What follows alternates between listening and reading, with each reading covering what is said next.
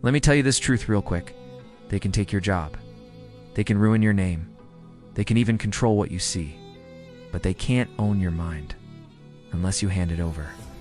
In a world flooded with noise, distraction, and manipulation, your greatest power is not resistance. It is the ownership of your own thoughts. That's right, you have mental sovereignty. You're the sovereign of your mind. And no one can enter into your mind and take away your thoughts unless you give them the keys to your mind. How do you give them the keys to your mind? Well, you let them control you. You let them dictate your emotions. You let them tell you what to think, when to think it, how to think it, why to think it. And you let them program your subconscious mind through repetition, through constant reinforcement, through constant bombardment with their agenda. In today's world, we're surrounded by distractions.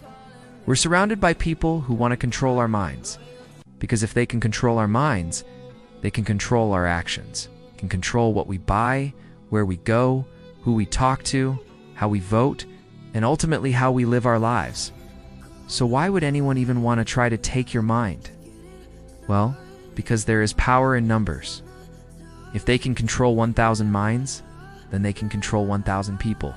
If they can control 10,000 minds, then they can control 10,000 people. And if they can control enough minds, they can control society itself. So what are some of the ways that people try to take away your mind?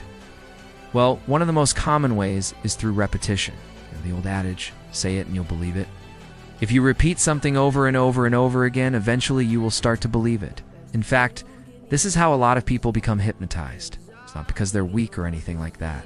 It's because they've been repeatedly exposed to certain ideas and concepts that have now been ingrained into their subconscious mind. So much so that they no longer have the ability to think critically about those ideas. They just accept them as true. Another way that people try to take away your mind is through association.